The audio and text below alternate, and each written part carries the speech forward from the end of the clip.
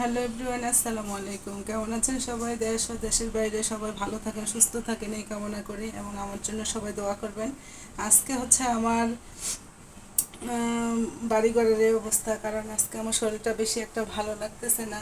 তাই এই যে আমার হান্ডি পাতিল যা আছে সব এখানে গুছিয়ে রেখেছি, একটু পরে কাজ শুরু করবো। আর এখানে একটু কলিজা নিয়েছি, আজকে হুজুরের খাবার।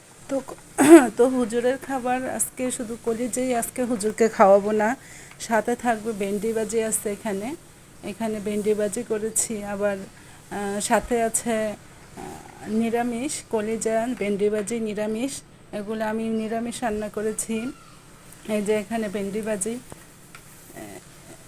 এই যে পাকঘরের অবস্থা খুব এলোমেলো, কারণ আমি রান্না করতেছি, রান্না অবস্থায় কিন্তু পাকঘরের অবস্থা বেশি ভালো থাকে না, সুঠান থাকে না। এই যে আমি রাইস কুকারে এগুলো সিদ্ধ বসিয়ে দিয়েছি। তো এখানে সিদ্ধ হচ্ছে আর আমি চারিদিকে গুছাচ্ছি। আমার আজকে পুরো ঘরের অবস্থা খুব এলোমেলো। দাঁড়ান, আমি আপনাদেরকে একটু দেখাবো যে আমার ঘরের আজকে অবস্থা কতটুকু খারাপ। কারণ আজকে শরীরটা সত্যি অনেক খারাপ ছিল, তাই আজকে গোছানোটা ভালোভাবে কমপ্লিট করতে পারিনি। তো এখানে এগুলো সব নিয়ে কেটেও নিয়েছি। এই যে এখন কাটাকাটি সব কিছু কমপ্লিট। এখানে কিছু ফ্যাপসও আছে, তো এগুলো এখন এই যে এগুলো ধুবো একটু পরে।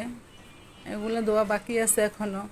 মানে বললাম না যে আমার আজকে পুরা ঘর এলোমেলো, কাজ গুছানো না।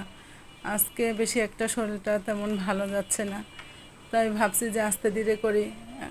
খালা এসে ঘর মুছে দিয়ে গেছে, আবার এদিক দিয়ে একটু কাজটা কমপ্লিট হয়েছে। এই যে দেখেন আমার অবস্থা ঘর বাড়ির খুবই ক্রিটিক্যাল অবস্থা। কারণ আমি, মানুষের শরীর খারাপ থাকলে কি সব কিছু করতে, কাজকাম করতে ভালো লাগে? এটা তো আপনারাও বুঝেন। এই যে দেখেন আমার অবস্থা, সুপার রুমের অবস্থা। তো যা, কেউ ব্যাড কমেন্ট করবেন না, সবাই বুঝবেন যে আপনাদেরও যখন শরীর খারাপ থাকে তখন কেমন লাগে।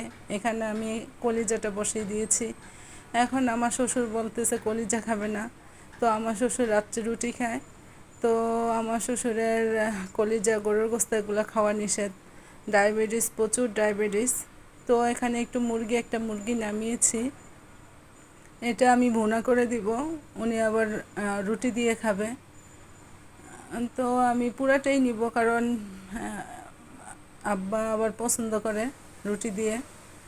আগে তো গরুর গোস্ত দিয়ে বেশি পছন্দ করতো, এখন তো গরুর গোস্তটা খেতে পারে না, তাই মুরগিটাই আব্বাকে বেশি দেওয়া হয়, মুরগিটাই খায়। রোগ হলে মানুষ কত কিছুই না চেঞ্জ করতে হয় খাবারের। আসলে আমাদের তো এখন অল্প বয়স, আমরা বুঝি না। যখন ওনাদের মতো বৃদ্ধ হব তখন ঠিকই আমরা সব কিছু বুঝতে পারবো যে আমাদেরও মানে সামনের দিকে যদি আল্লাহ হায়াতে বাঁচিয়ে রাখে কত কী যে ফেস করতে হবে, সেটা আল্লাহই ভালো জানে। তো এই আর কি, এখন মুরগিটাও ভুনা করে নিব। তো আজকে ঘর বাড়ির অবস্থা তো দেখালামই, তেমন একটা ভালো না।